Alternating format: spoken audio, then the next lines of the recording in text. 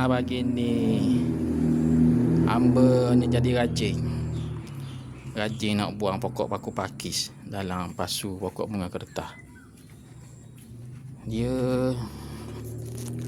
Siapa dia tanam pokok bunga, lain kali tak payah letak sabuk lah.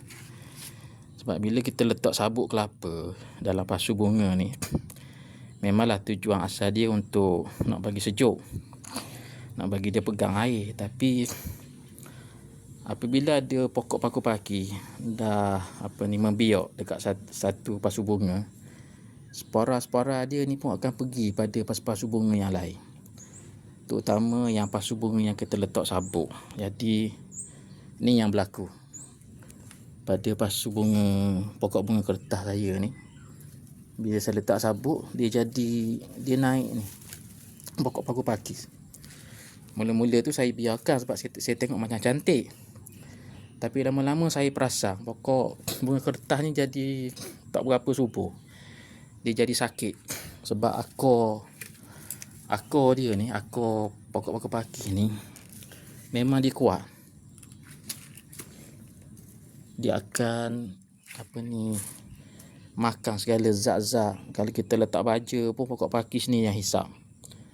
Jadi senang cerita, pagi ni saya nak buang sabuk-sabuk lama ni, akar-akar pokok pakis ni saya nak buang semua, biar dia kosong balik lah sebagai asal, supaya dia tidak jadi lemah.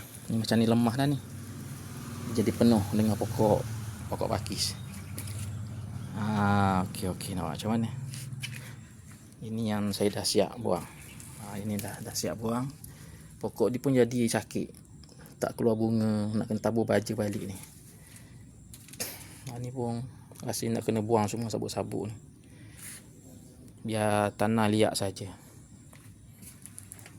Dia musim panas, bulan puasa selalunya pokok bunga kertas ni dia akan berbunga lah. Ini dah habis dah bunga ni. Ni pun banyak. Dia punya akar-akar, kalau kita tak buang akar ni, dia hidup balik. Jadi sabuk-sabuk ni memang nak kena buang semua. Tak payah sayang sabuk-sabuk ni. Okey. Ni hasil yang saya dah buang. Banyak tu. Okey. Kokoh lah. Kita buat kokoh. Slow and steady. Walaupun slow tetapi jadi. Okey, ni pun dia akan naik pokok apa ni? Pokok mamang. Sejenis pokok mamang liar. Mamang ni ada yang boleh makan, ada yang liar. Macam ni mamang liar. Mamang ni tak apa.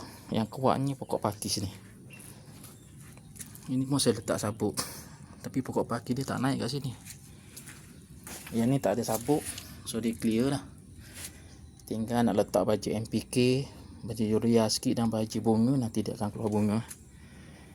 Pagar pun dah berkarat. Kalau rajin nak cat lah, tapi tak tahulah rajin ke tidak nak cat pagar ni. Beberapa tahun lepas dia dah cat. Sini dah cat, tapi dia dah kotor balik lah. Nak kena buat balik. Okey dah, kita sambung balik kerja yang belum siap. Okey, beres. Okey.